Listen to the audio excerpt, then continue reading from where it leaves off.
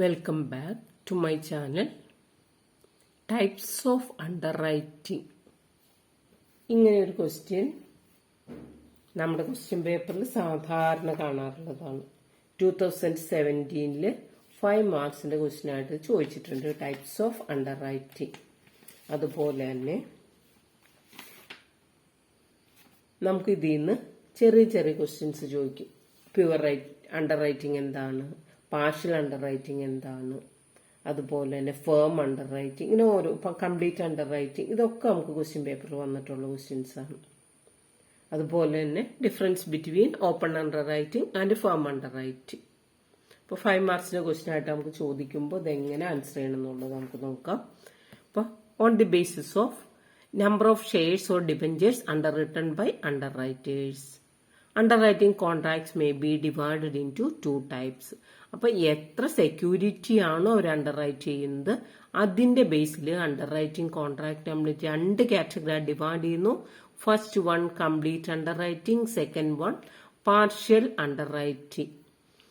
ആ വേർഡിൽ നിന്ന് തന്നെ വ്യക്തമാണ്. കംപ്ലീറ്റ് എന്ന് പറഞ്ഞാലോ, ഒരു കമ്പനി ഓഫർ ചെയ്യുന്ന സെക്യൂരിറ്റി മുഴുവനും അണ്ടർ റൈറ്റ് ചെയ്താൽ അതിനെ കംപ്ലീറ്റ് അണ്ടർ റൈറ്റിംഗ് എന്ന് പറയും. അതിന്റെ ഒരു പാർട്ട് മാത്രമാണ് അണ്ടർ റൈറ്റ് ചെയ്യുന്നതെങ്കിൽ അതിനെയാണ് പാർഷ്യൽ അണ്ടർ റൈറ്റിംഗ് എന്ന് പറയും. First point, complete underwriting is an arrangement under which all of the issue of shares or debentures of a company is underwritten by underwriters. Company issue ചെയ്യുന്ന മുഴുവനും underwriters underwrite ചെയ്യുന്നു. The all of the issue of shares or debentures of the company may be underwritten either by a single underwriter or by 2 or more underwriters. ചിലപ്പോൾ ഒരു വ്യക്തിയാകാം, അതല്ല എങ്കിൽ joint under writing ആവാം. എന്തായിരുന്നാലും company issue ചെയ്യുന്ന മുഴുവനും under right ചെയ്താൽ അതിനെ കംപ്ലീറ്റ് അണ്ടർ റൈറ്റിംഗ് എന്ന് പറയും. ഇനി പാർഷ്യൽ എന്ന് പറഞ്ഞപ്പോൾ എന്തായിരിക്കും, കമ്പനി ഓഫർ ചെയ്യുന്ന സെക്യൂരിറ്റീസിന്റെ ഒരു പാർട്ട് മാത്രമാണ് അണ്ടർ റൈറ്റ് ചെയ്യുന്നതെങ്കിൽ. Partial underwriting is an arrangement under which only a part of the issue of shares or debentures of a company is underwritten by underwriters. The part of the issue of shares or debentures of the company may be underwritten either by a single underwriter or by 2 or more underwriters. അപ്പോൾ company issue ചെയ്യുന്നതിന്റെ ഒരു part മാത്രം under right ചെയ്യുന്നു. ഇത് എങ്ങനെയാവും, ചിലപ്പോൾ ഒരു വ്യക്തിയാവാം, അതല്ലെങ്കിൽ ഒന്നിലധികം പേര് ചേർന്നുണ്ടാവാം. ഇതാണ് കംപ്ലീറ്റ് അണ്ടർ റൈറ്റിംഗും പാർഷ്യൽ അണ്ടർ റൈറ്റിംഗും. ഇനി നമുക്ക് നോക്കേണ്ടത് on the basis of the liability undertaken by underwriters. എങ്ങനെയൊക്കെയാണ് ഡിവൈഡ് ചെയ്യാൻ നോക്കാം. Second point, on the basis of the liability undertaken by underwriters in respect of shares and debentures underwritten by them. അണ്ടർറൈറ്റിംഗിനെ നമ്മൾ 2 ലയബിലിറ്റിയുടെ ബേസിൽ നമ്മൾ 2 category divide ചെയ്യുന്നു. Open or pure under writing and firm under writing. അപ്പോൾ open underwriting എന്ന് പറഞ്ഞു കഴിഞ്ഞാൽ അവിടെ public purchase ചെയ്തിട്ട് ബാക്കി എത്രയുണ്ടോ അത് അണ്ടർ റൈറ്റ് ചെയ്യുന്ന എഗ്രിമെന്റ് ആണ് open or pure under writing എന്ന് പറയാം. ഫേം അണ്ടർ റൈറ്റിംഗ് എന്ന് പറഞ്ഞാൽ നിർബന്ധമായിട്ടും ആ പ്രിസ്ക്രൈബ് നമ്പർ ഇവർ തന്നെ, പബ്ലിക് വാങ്ങിയോ ഇല്ലയോ എന്നുള്ളതല്ല, അണ്ടർ റൈറ്റർ കമ്പൽസറി ആയിട്ട് വാങ്ങേണ്ടതുണ്ട്.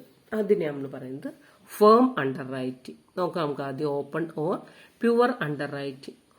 Open underwriting is an arrangement under which an underwriter agrees to take up the shares or debentures of a company only when the all or part of the issue of shares of debentures of the company underwritten by him is not fully subscribed for by the public. Public മുഴുവനും വാങ്ങിയില്ല എങ്കിലാണ് ആർക്ക് obligation ഉണ്ടാവുന്നത്, under റൈറ്റർക്ക്. അത് purchase ചെയ്യാന്നുള്ള under right ചെയ്യുന്ന ആ underwriter അത് purchase ചെയ്യാന്നുള്ള obligation വരുന്നത്.